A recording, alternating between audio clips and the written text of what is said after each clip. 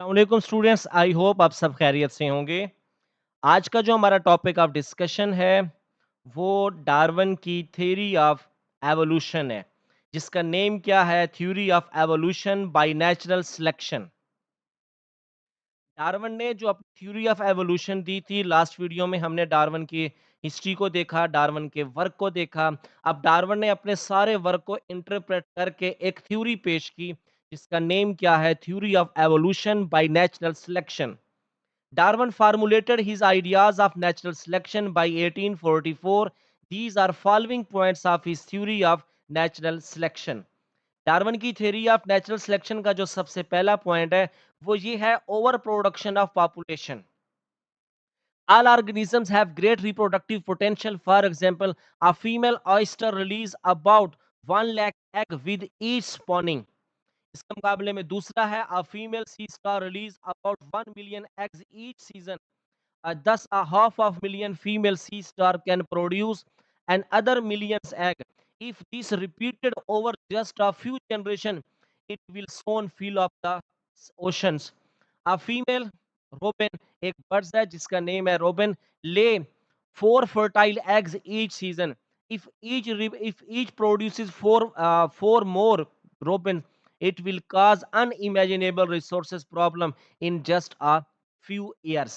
अब पॉपुलेशन की over production के हवाले से डार्विन का क्या कहना है कि इतनी ज्यादा जब ये प्रोडक्शंस होती है तो विद जनरेशन इनके अंदर क्या आती है? जेनेटिक चेंज आती है, जो कि इनकी बॉडी का हिस्सा बन जाती है।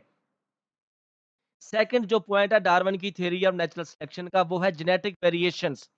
Inherited variations arise by random mutation. Two individuals are never exactly alike.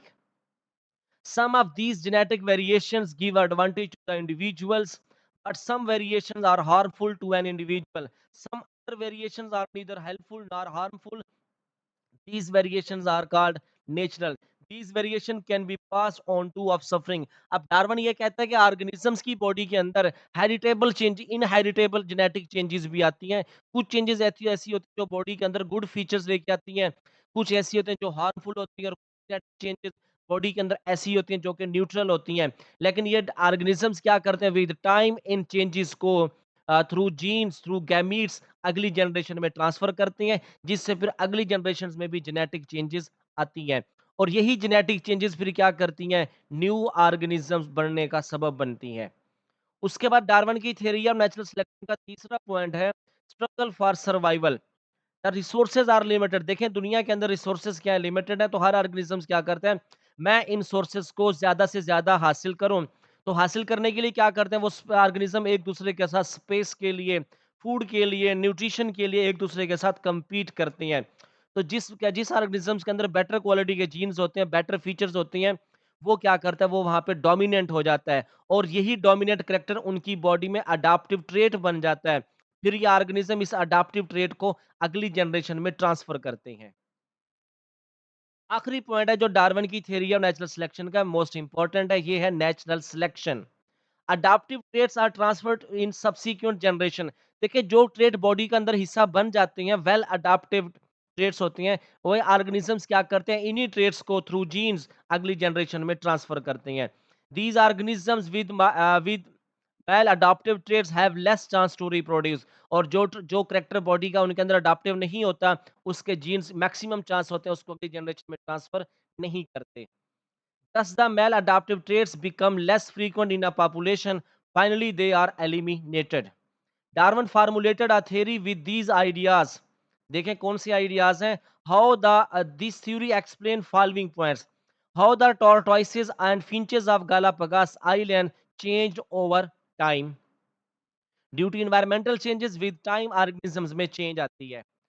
और देखिए, नेचुरल सिलेक्शन में क्या होता है कि एक ऑर्गेनिजम्स के अंदर, फॉर एग्जांपल आप लोग देखें कि कोई 500 जीन्स हैं, उन जीन्स के अंदर 300 जीन्स ऐसे हैं जो कि बॉडी के अंदर बेहतरीन करैक्टर ट्रेट्स प्रोड्यूस करते हैं।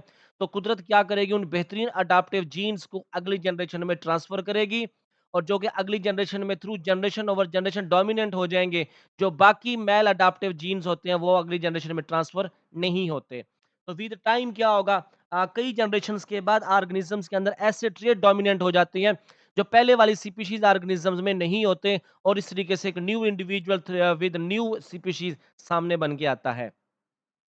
डार्विन की थ्योरी को हम दूसरा पॉइंट कैसे एक्सप्लेन करेंगे? It also explain how animal like ancient south American horses can became extinct. Sometime a group of animal face a new environment it cannot adapt in the climate changes, food shortages and other environmental stresses. Therefore, they become extinct. देखिए ये जो Darwin के 4 point हैं इसके ये है कि organisms के अंदर विद टाइम जेनेटिक वेरिएशंस आती हैं। अपनी सर्वाइवल के लिए स्ट्रगल करते हैं, जो बेटर अडॉप्टिव जीन्स होते हैं, कुदरत उनको करके अगली जनरेशन में ट्रांसफर करती है। इसलिए डार्विन की थ्योरी का नाम क्या है? Natural selection. कि नेचर सिलेक्ट करती है कि भाई अच्छी क्वालिटीज़ वाले बॉडी के अंदर जो वेल अडॉप्टिव जीन्स हैं, उन ट्रेड्स के, उन्हीं को अगली जनरेशन में ट्रांसफर करती है।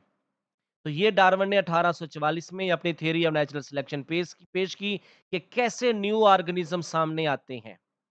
आई होप स्टूडेंट्स ये लेक्चर आप लोगों को समझ आ गया होगा। फिर भी कोई क्यूरी हो आप लोगों की डार्विन की थ्योरी ऑफ नेचुरल सिलेक्शंस के अकॉर्डिंग तो आप लोग कमेंट सेक्शन में अपना पॉइंट पूछेंगे। ख्याल रखिएगा, मुझे इजाज़त दें। अल्लाह हाफ़िज़।